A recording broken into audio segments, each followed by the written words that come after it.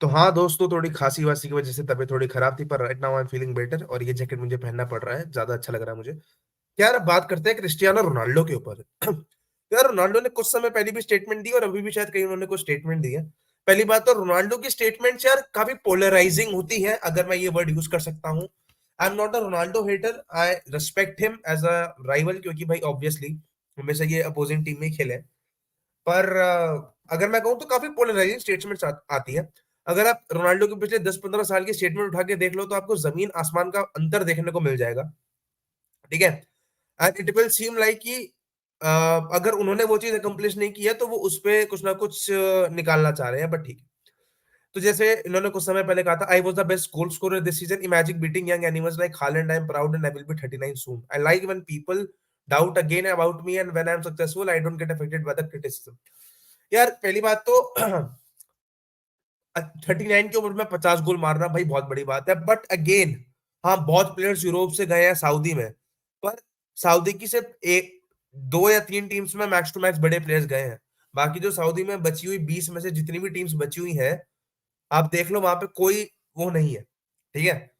तो ये सारी चीजें बोलना, ये दिखाना होता है कि यार अपने मुंह से क्यों कहना कि मैं हालैंड से ज्यादा बेहतर, लाइक मैं हालैंड को बीट कर रहा हूं। अरे भाई लेवल भी तो देख लो यार, अगर इतने बड़ा प्लेयर मेरे को ये कह रहा है कि मैं सऊदी में खेल कर, मतलब मैं ऐसी लीग में खेलकर जहां से किसी ने कोई वर्ल्ड क्लास प्लेयर नहीं निकाला कभी, बस इसका नाम इसलिए हो गया क्योंकि मैं इस लीग में आया हूँ एंड मेरे कॉन्ट्रैक्ट में ऐसा क्लॉज है कि मैं इस लीग की हमेशा तारीफ करूंगा, तो मैं ऐसी चीजें बोलूंगा। लाइक ये कहीं से भी आपको एक अच्छी स्टेटमेंट लगती है जो एक वर्ल्ड क्लास प्लेयर दे सकता है। Ronaldo is a world class player, but recently पिछले 2-3 सालों में जिस तरह की वो स्टेटमेंट्स देने लगे हैं, भाई मुझे, मैं ऑब्वियसली काफी, मैंने कहा ना काफी पोलराइजिंग स्टेटमेंट होती है कि मैं मतलब ही निकालता रह जाऊं स्टेटमेंट का। अगर मैं इस मतलब में मैं ये पॉजिटिव निकालूं, गलत क्या कह रहा है भाई, 39 की उम्र में इतने गोल स्कोर कर रहा है, कहेगा ही जब लोगों ने उसको इतना क्रिटिसाइज किया है।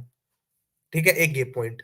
और मैं अगर दूसरी नजर से देखूं, मतलब यार ये कहना कि I am beating young animals like Holland एक सऊदी लीग में खेल के, जैसे यार इस कमेंट को मैंने लाइक भी कर रखा है, प्रीमियर लीग और चैंपियंस लीग के गोल्स को तो मैं एक ऐसी लीग से कल को मान लो सुनील छेत्री आईएसएल में 50-60 गोल मार देते हैं, वहां पे थोड़े बहुत और प्लेयर्स आ जाते हैं यूरोपियन लीग्स के एक दो टीमों में, तो तुम्हें क्या लगता है कि सुनील छेत्री के मुंह से अगर ये स्टेटमेंट आए तो उनको तुम ट्रोल नहीं करोगे? वो तो रोनाल्डो है।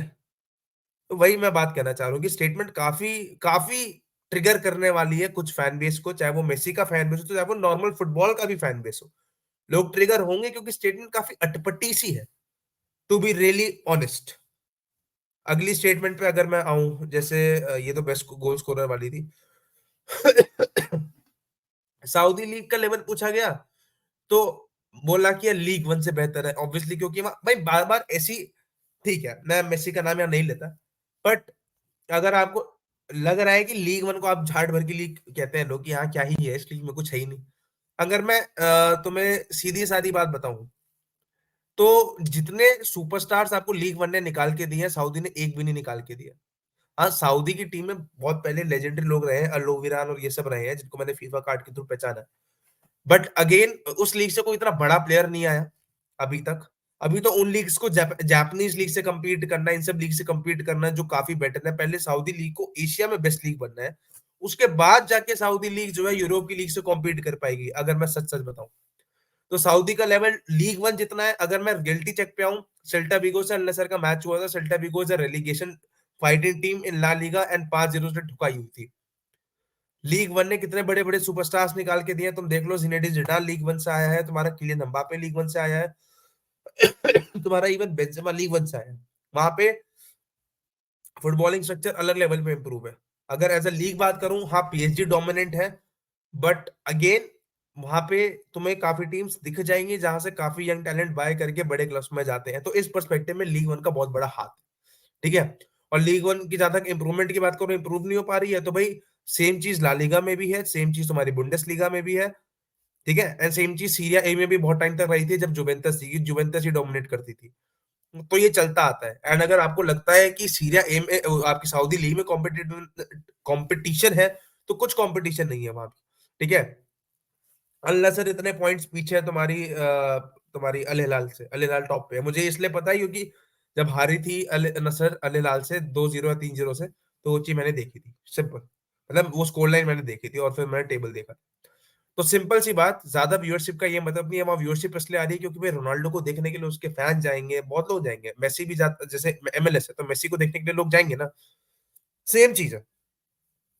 तो इससे ये तात्पर्य कहीं भी नहीं निकल जाता कि सऊदी लीग लीग 1 से बेटर है, भाई नो वेयर।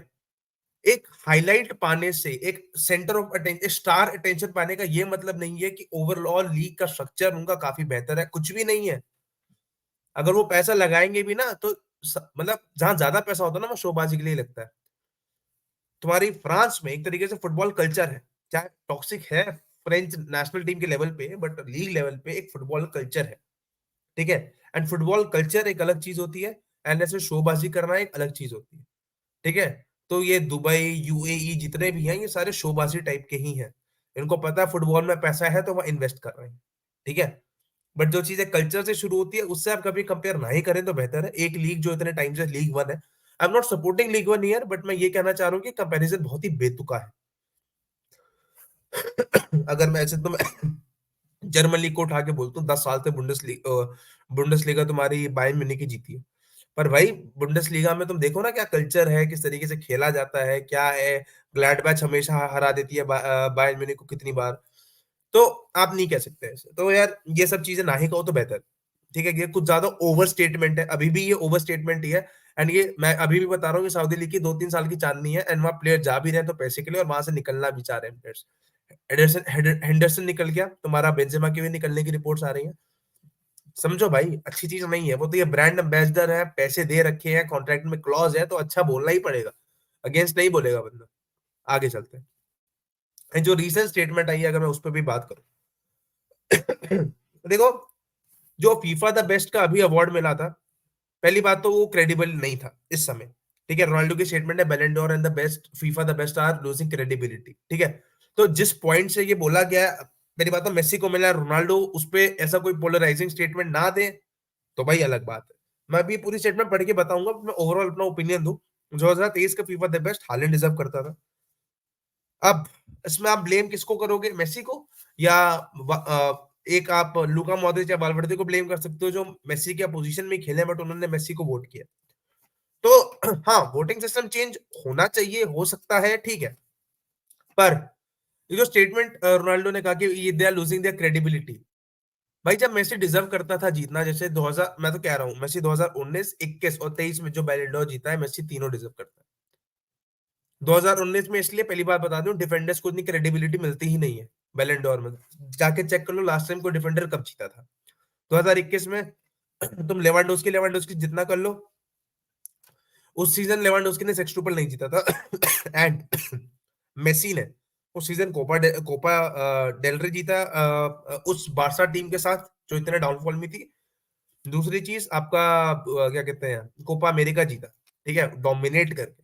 तो सीधी सीधी बात है कि वो मेसी को ही जाना था। एंड जो 2023 का हुआ, एंड भाई वर्ल्ड कप उखाड़ा, अपने सामने वाले ने ट्रेवल के सामने वर्ल्ड कप भारी पड़ जाए। ऐसा वो टूर्नामेंट है वर्ल्ड कप कि अगर उसमें आप डोमिनेट करके जीते हो, आप टॉप स्कोरर हो, आपकी टीम ने सबको हरा के जीता है, एंड सामने वाले ने, हालैंड ने, ऑब्वियसली इसमें एक और क्राइटेरिया होता है कि आपने बड़े मैचेस में कितना स्कोर किया, और हालैंड ने कुछ नहीं किया था। बट उस समय ये नहीं ले रहा कि भाई 50 गोल मार दिए कर दिए, तो हालैंड ने कम काम कर दिया, हालैंड भी डिजर्व करता था। एट सम पॉइंट मेरे को ये डर था कि हालैंड ना जीत जाए, बट ये जो वर्ल्ड कप ने जो पूरी दुनिया के जर्नलिस्ट के सामने जो इमेज बनाई ना, क्योंकि वर्ल्ड कप से बड़ा कोई टूर्नामेंट है ही नहीं, एंड जब मेसी डोमिनेट करके जीत जाए, इस फैशन में जीते इतने बड़ा मैच को, तो भाई वो भी मेसी डिजर्व करता था। तो जब मेसी ने ये अवार्ड जीते, 2021 का बैलन डोर हो गया, 23 का बैलन डोर हो गया, तो भाई इन्होंने कमेंट सेक्शन में जाके अपनी वो की, ठीक है, इमोटिकॉन्स डाले, ठीक है, जिसका कोई सेंस नहीं है। आपका वो ग्रेटेस्ट राइवल है, आपने खुद कहा है, एंड स्टिल उसके बाद भी आपने जाके उसको कभी भी कभी कॉन्ग्रेचुलेट नहीं किया इन सब चीजों के लिए। आपकी हमेशा उल्टी तरफ की स्टेटमेंट आई है, तो ये तो मुझे एज अ फैन मुझे बहुत गंदा लगता है, एज अ मेसी फैन की, एज अ फुटबॉल फैन भी। अब इन्होंने कहा we have to analyse the entire season, it's not said that Messi did not deserve the award और हालैंड इवन एम्बापे। भी कहना पड़ रहा है, अगर ये स्टेटमेंट नहीं कहेगा रोनाल्डो, जो इतने सालों से उसने नहीं कहा, ठीक है, जितनी बार भी वो पोलराइज स्टेटमेंट दे रहा है, एंड ग्लोब सॉकर को अगर ये सब अच्छा मान रहे हैं, ठीक है, पहली बात तो जो अवार्ड के नाम में सॉकर है उसको तो कभी मैं क्रेडिबल मानूंगा ही नहीं, ठीक है। And accept this stupid logic जो मैंने अभी दिया, भाई ये अवार्ड सिर्फ भाई अवार्ड शो हमेशा फेम वाले होते हैं, ठीक है। एंड बैलन डोर में थ्योरी हेनरी की एक लाइन थी, जब आपको बोलूंगा कि it's an opinion based award, जो कि काफी करेक्ट है, ठीक है, कि ओपिनियन के हिसाब से दिया जाता है कि किसी जर्नलिस्ट के सामने या किसी के सामने क्या ओपिनियन बन रहा है, ठीक है। तो ओपिनियन के आधार पे ये अवार्ड दिया गया है। ऐसा नहीं है कि पहले जैसे जैसे आप कहते हो कि ये डिजर्व करता था, ये डिजर्व करता था।